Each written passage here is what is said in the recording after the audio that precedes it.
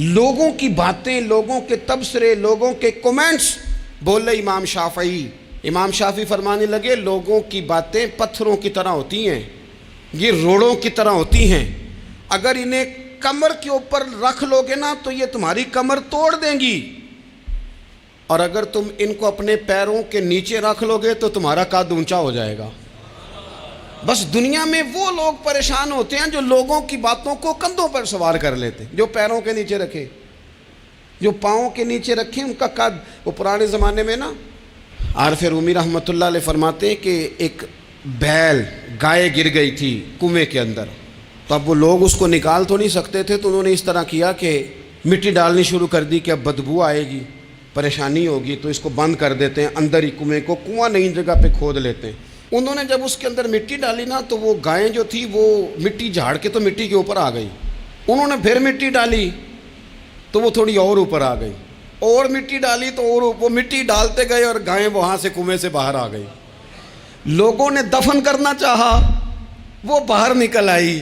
اور میرے بھائی لوگ بھی اپنی باتوں میں دفن کرنا چاہتے ہیں، لیکن یاد رکھنا جو چمکنے والے تھے وہ چمکتے ہی رہے، جن کو اللہ نے عزت دی تھی ان کی گھٹائی کوئی نہیں سکا۔ اتنی لمبی زبانیں کھول کے لوگوں نے صحابہ کے بارے میں باتیں کی، باتیں ہو رہی ہیں، لوگ جن کو دبانا چاہتے تھے۔ آج نہیں صوفیاء کی مخالفت شروع ہوئی، ان کے زمانے میں بھی ہوئی، ان کے دور میں ان کے خلاف کتابیں لکھی گئیں، لکھنے والے خدا جانے کہاں ہیں، اور داتا صاحب ہو رہی ہے، خواجہ صاحب ہو رہی ہے۔ حضور غوث اعظم کے ان کے زمانے میں بھی ایسا نہیں ہوا کہ بڑی خوشی سے لوگوں نے آگے بڑھ کے پھول ڈالے ہوں، ان کے دور میں باقاعدہ جتھے تیار ہوئے، جتھے، اور پورا کام کیا گیا۔ اور ویسے بھی اگر کوئی شخص آپ کا مخالف ہی نہیں ہے تو پھر آپ کو چمکنے کا مزہ کیسے آئے گا؟ کوئی تو مخالف ہو نا، کوئی تو ہو نا جو کوئی بات کرے۔ دیکھیں نا، اگر اندھیرا نہ ہو، رات نہ ہو تو بلب کی کوئی اہمیت رہ جائے گی؟ یہ چمکتا ہی تب ہے جب اندھیرا زیادہ ہوتا ہے۔ ہم کہتے ہیں اندھیرا ہو گیا، اور بھائی تجھے چمکنے کا موقع دیا ہے اندھیرے نے، تجھے اس نے عروج دیا، تندی باد مخالف سے نہ گھبرا اے عقاب، یہ تو چلتی ہے تجھے اونچا اڑانے کے لیے۔ تو باتوں سے پریشان نہ ہو۔ میں نے کہا کہ اگر آپ باتوں کا پہاڑ بنا کے اوپر سوار ہو جائیں گے نا تو قد اونچا کریں گی باتیں۔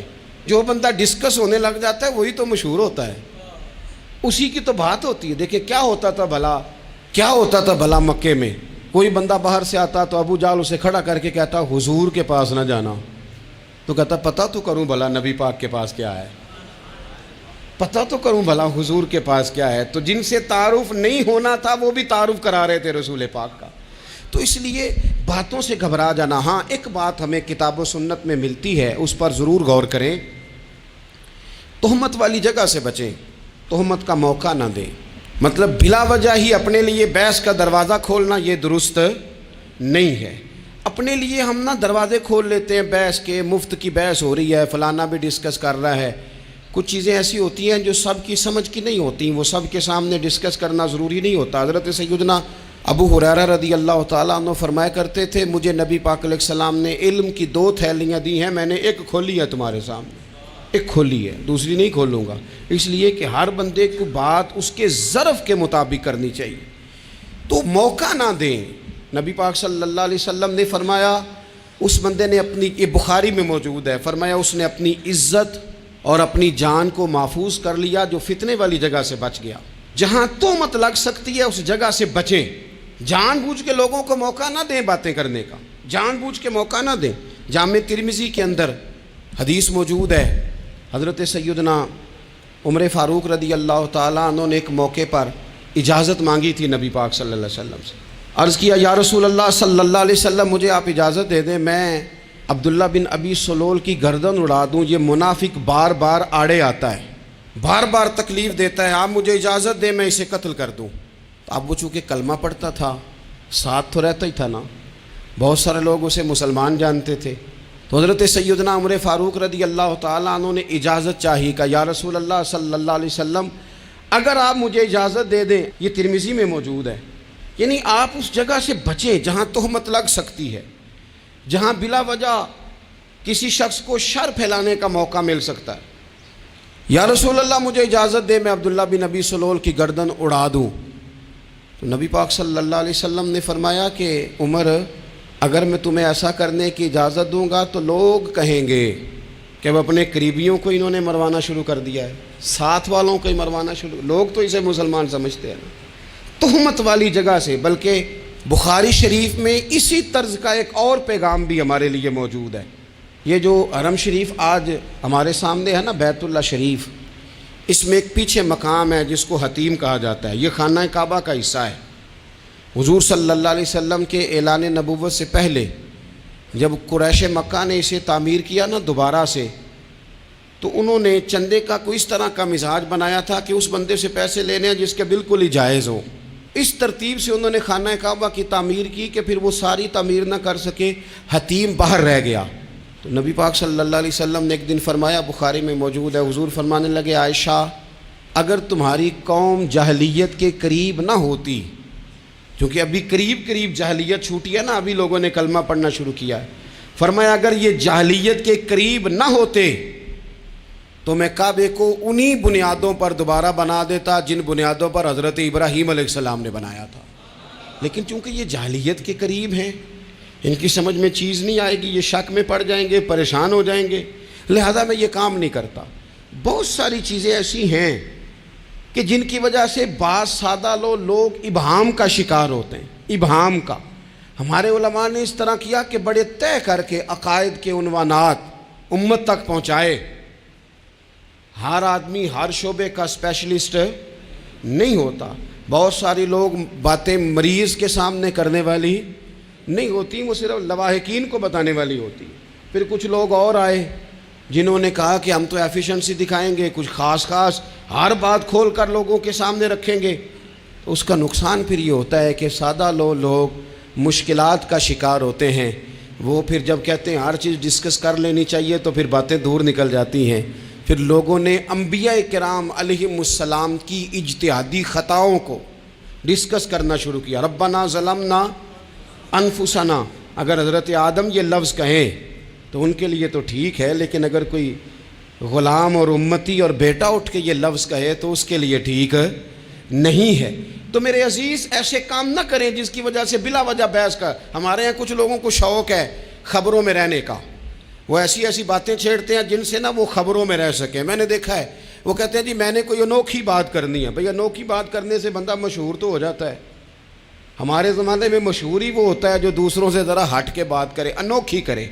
وہ ہمارے لطیفہ لکھا ہے نا، ایک اہل عرب کا ایک ہجا نام کا عربی کا ایک لطائف سنانے والا شاعر ہے. تو وہ کہتا ہے کہ ایک شخص نے ایک دفعہ کہہ دیا تھا گدھا کھانا جائز ہے. بڑے بڑے علماء اس کے گھر چلے گئے کہ بھئی کوئی دلیل، کوئی جزیہ، کوئی کہاں سے، کوئی کتاب، کوئی حوالہ، کوئی شے. اس نے کہا روز آؤ گے ایک بندے کو بتاؤں گا، کٹھا اسٹیج لگاؤ، ایک ہی دفعہ حوالے دیتا ہوں، روز نہیں دیے جاتے. وہ اسٹیج لگ گیا، دنیا جمع ہو گئی جنہوں نے کبھی ٹائم نہیں نکالنا. تو یہ ذرا انوکھی بات جو کر رہا تھا تو سارے لوگ آ گئے. تو وہ اسٹیج پہ چڑھا تو کہنے لگا مجھے جانتا کوئی نہیں تھا.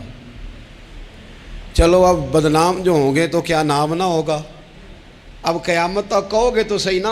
اس مولوی دے گھر جنہیں ایک بار آکھیا نہیں سی گدھا کھانا جائز ہے، چلو بدنام جو ہوں گے تو کیا. تو بہت سارے ایسے لوگ ہیں جو ہیں بدنام، پر چلو نام تو ہو گیا نا. بدنامی صحیح، شرارت صحیح، شیطانیت صحیح، لیکن نام تو ہو گیا. تو اس لیے کوئی ایسا انوکھا کام جس سے لوگوں کی، میں آپ سے بڑی گزارش سے عرض کروں، اعلیٰ حضرت بریلوی رحمۃ اللہ علیہ نا لالٹین کے اندر مٹی کا تیل جلایا جاتا ہے ہمارے ہاں. تو مٹی کے تیل ظاہر ہے اس سے بدبو آتی ہے، تو مسجد میں وہ جلانا جائز نہیں تھا. تو ایک صاحب ارنڈی کا تیل لائے، وہ خوشبو والا ہوتا ہے. وہ لا کے انہوں نے نا اعلیٰ حضرت بریلوی رحمۃ اللہ علیہ کو لالٹین میں ڈال کے دیا اور کہا کہ یہ مسجد میں اس کو جلاتے ہیں چونکہ اس کے اندر سے خوشبو آتی ہے، بدبو نہیں آتی. تو وہ جو شرعی عذر ہے نا، حضور نے فرمایا کہ جمعے والے دن غسل کر کے آؤ تاکہ کسی کے پسینے سے ایک دوسرے کو تکلیف نہ ہو. کچا لہسن پیاز کھا کے مسجد آنا اس لیے منع کر دیا گیا کہ منہ کی بدبو سے تکلیف ہو. تو مسجد میں کوئی ایسی چیز جو بدبو کا باعث بنے منع ہے. اب انہوں نے وہ تیل لا کے لالٹین میں ڈالا جس سے خوشبو آتی تھی اور لالٹین بھی روشن ہوتی تھی. تو اعلیٰ حضرت فاضل بریلوی رحمۃ اللہ علیہ اپنے اس خادم سے فرمانے لگے کہ اب لوگ تو آئیں گے نا، تو ہمارے علاقے میں تو ساری دنیا مٹی کے تیل سے ہی چلاتی ہے، تو اب آپ نے ایک خوشبو والا تیل لا کے ڈال تو دیا ہے اس کے اندر لالٹین میں، پر یہ لوگوں کو بتائے گا کون کہ یہ تیل وہ نہیں ہے؟ لوگ تو یہاں سے دیکھ کے جائیں گے اور جا کے کہیں گے کہ اتنے بڑے عالم کی مسجد میں اگر جل رہا ہے تو ہم کیوں نہ جلائیں؟ تو فرمانے لگے وہ شخص کہ حضور پھر حال کیا ہے؟ فرمانے لگے آپ فرضوں کا سلام پھیر کے دعا سے پہلے لالٹین کے پاس کھڑے ہو جائیں، اور جو بندہ گزرے اسے بتاتے جائیں کہ یہ مٹی کا تیل نہیں، یہ مٹی کا تیل نہیں، یہ مٹی کا تیل۔ ہر شخص کے ذہن تک بات اتر جائے تاکہ لوگ کسی ایسی چیز کا شکار نہ ہو جائیں جس سے کہ ان کے مزاج میں کوئی غیر شرعی چیز عروج پکڑ لے۔ تو میرے عزیز، ہم نہ کچھ بدگمانیاں لوگوں کے اندر لوگ ڈالتے ہیں۔ ہمارے ہاں بالخصوص پاکستان میں جب سے سیاسی فرقہ واریت شروع ہوئی ہے، سیاسی، ہماری قوم کا مزاج اتنی بری طرح خراب کیا گیا ہے۔ ہمارے نوجوان بچے جو بڑے سنجیدہ پڑھے لکھے، ان کی گفتگو اپنے سیاسی مخالف کے بارے میں اتنی لوز کر دی گئی ہے، اتنی کمزور کر دی گئی، اتنی خوفناک کر دی گئی ہے کہ اس طرح تو کبھی نہیں ہوا تھا۔ یہ مزاج جو لوگوں کو دیا جا رہا ہے، قومیں اپنے اخلاق کے طور پر زندہ رہتی ہیں۔ بد اخلاقیاں کبھی بھی انسانوں کو اونچا کر سکتی، پیچھے رہ جاتے ہیں لوگ۔ تہذیب کسی سوسائٹی کا حسن ہوتا ہے، اور اگر ایک سیاسی مخالف کے لیے آپ کا یہ والا مزاج بن جائے، اپنے سیاسی قد کو اونچا کرنے کے لیے آپ ان چیزوں کا سہارا لیں، یہ درست نہیں ہے۔ اخلاقی رویے میں کہوں گا کسی بھی سیاسی جماعت سے وابستگی ہے وہ 100% رکھے جو اس کی سمجھ میں آتی ہے، لیکن اپنے اخلاقی مزاج کو کبھی کمزور نہ ہونے دے، اخلاقی رویہ کبھی کمزور نہ ہونے دے۔ یہ کیسے ہو سکتا ہے؟ دیکھیں، ابو جہل، ابو لہب، عتبہ، عتیبہ، شیبہ، وہ وہی باتیں کر سکتے تھے جو ان کے مزاج کی تھیں، جو آج تک لوگ کسی بھی دیندار کے بارے میں کرتے ہیں۔ تو انہوں نے وہی باتیں آ کے کی تھی جناب ابو طالب کے ساتھ۔ انہوں نے کہا تھا کہ اگر معاذ اللہ ان کو دولت چاہیے تو ہم دیتے ہیں۔ بڑے سے بڑے مخلص آدمی پر آج لوگ دعویٰ نہیں کرتے کہ دولت کے لیے لگا ہوا ہے، انہوں نے کہا دولت چاہیے تو دیتے ہیں، اگر کسی خاتون سے نکاح کرنا چاہتے ہیں تو کرا دیتے ہیں، سرداری چاہیے تو دے دیتے ہیں۔ اب یہ سوچ ہی اتنی ہے، اس سے آگے جاتی نہیں۔ وہ معاذ اللہ حضور کے بارے میں اور بھی باتیں کرتے، یہ شاعر ہیں، یہ جادوگر ہیں، یہ فلاں ہیں، لیکن میرے نبی پاک علیہ الصلوۃ والسلام نے کبھی بھی ان کی ذاتی زندگی کو ڈسکس نہیں کیا، کبھی نہیں کیا۔ ابو جہل شراب پیتا تھا، لیکن حضور نے کبھی سوسائٹی میں یہ بات لوگوں کے سامنے بیان نہیں کی۔ وہ لوگوں کے پیسے دبا لیتا تھا، کئی جگہوں پہ حضور نے پیسے نکلوا کے دیے، لیکن جگہ جگہ گلی گلی کھڑے ہو کے حضور نے یہ نہیں فرمایا کہ یہ اس طرح کا ہے۔ آپ اپنے مخالفین کے بارے میں ضرور کلیم کریں، ثبوت کے ساتھ ضرور بات کریں، یہ ضروری ہے، لیکن آپ کا رویہ اتنا گرا ہوا نہیں ہونا چاہیے کہ لوگ سمجھیں کہ یہ قوم تو اخلاق سے ہٹ گئی ہے۔ آپ اختلاف کریں، لیکن اختلاف کے بھی آداب ہوتے ہیں۔ اس ادب کے دائرے کے اندر رہ کے صحابہ کے بیچ بھی رائے کا اختلاف ہو جاتا تھا، ہو جاتا ہے، ہو جایا کرتا ہے۔ حضور اس اختلاف کو قبول کرتے، بھئی ہو جاتا ہے رائے کا اختلاف اپنوں میں، لیکن اس کے اندر انسان توہین پہ اتر آئے، اس کا لہجہ اس طرح کا ہو جائے جس طرح کی بازاری گفتگو کی جاتی ہے، تو محسوس ہوتا ہے کہ یہ تربیت کا فقدان ہے، یہ لہجے باوقار لوگوں کے نہیں ہوا کرتے۔ لہجے کو کبھی برا نہ ہونے دیں، انداز کو، لوگ آپ کو چھیڑیں گے، اپنی جگہ پہ کھینچ کے لانے کی کوشش کریں گے، بڑا کچھ لوگ کریں گے، لیکن آپ اپنی جگہ سے آپ تبدیل نہیں ہوں گے۔ آپ کہیں گے یار میرا ایک معیار ہے، میری ایک حیثیت ہے، میں اپنی حیثیت چھوڑ سکتا؟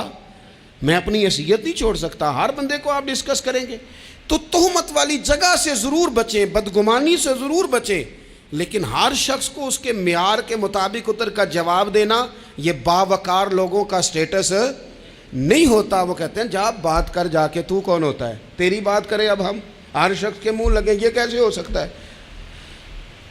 نبی پاک صلی اللہ علیہ وسلم گزر رہے تھے، صحیح بخاری میں موجود ہے، آپ کی اہلیہ حضرت صفیہ رضی اللہ تعالیٰ عنہ آپ کے ساتھ تھیں، رات کا وقت تھا، حضور گزر رہے تھے، تو صحابہ کچھ کھڑے تھے، تو حضور نے ایک کو بلا کے کہا کہ یہ میری بیوی ہیں، صفیہ ہیں۔ عرض کرنے لگے حضور مجھے میری ماں روئے، میں کوئی آپ کے بارے میں بدگمانی کرتا؟ تو حضور نے جواب میں کیا کہا؟ محبوب فرمانے لگے جس طرح رگوں میں خون گردش کرتا ہے نا، شیطان بھی اسی طرح ہی گردش کرتا ہے۔ گویا حضور بتا رہے ہیں کسی وقت بھی بدگمانی پیدا کر دیتا. میں تمہیں بتا رہا ہوں کہ اپنی اہلیہ کے ساتھ جا رہا ہوں، میری بیوی ہے، کوشش کریں کہ آپ اس جگہ سے بچیں جہاں باتیں ہو رہی ہوں. اور اس پہلو پہ تیسری گزارش اس عنوان پر یہ ہے کہ اگر کسی کے بارے میں باتیں ہو رہی ہوں تو فٹافٹ اس کا حصہ بننے کی کوشش نہ کریں، بلکہ آپ کے پاس جب تک کوئی شرعی ثبوت نہیں ہے تب تک آپ اس بات کا حصہ نہ بنیں. ہمارے ہاں بات ہو رہی ہوتی ہے تو 2-4 بندے دوڑ کے نا اپنا بھی حصہ ڈالتے ہیں، بلکہ میں بڑی ذمہ داری سے یہ بات عرض کروں گا، بات لمبی ہوتی تب ہے جب کوئی بندہ درمیان میں کہہ دیتا ہے نا نہیں تجھے تو تھوڑا پتہ ہے، تھوڑا میں بھی کرتا ہوں. وہ کئی دفعہ وعدہ معاف گواہ بن جاتا ہے، جا کے دوسروں کو خبر کرتا ہے اس نے یہ کہا ہے. حالانکہ بندہ اس سے پوچھے کہ اگر انہوں نے کہا تھا تو اتنا سجن تھا تو وہاں جواب دے کے کیوں نہیں آیا؟ تجھے چاہیے تھا وہیں جواب دیتا، وہیں جا کے جواب دے دیتا. ایک بزرگ کی خدمت میں ایک دفعہ حاضر تھا، ایک بڑے عالم تھے، تو ان کے پاس آ کے ایک شخص نے کہا کہ فلاں آدمی آپ کے بارے میں یہ بات کر رہا تھا. تو وہ ہنس پڑے، فرمانے لگے پھر آپ کہاں تھے؟ کہنے لگے میں وہیں تھا. فرمانے لگے میرا اور آپ کا رشتہ کس طرح کا ہے؟ کہنے لگا جی میں تو شاگرد ہوں، ارادت مند ہوں.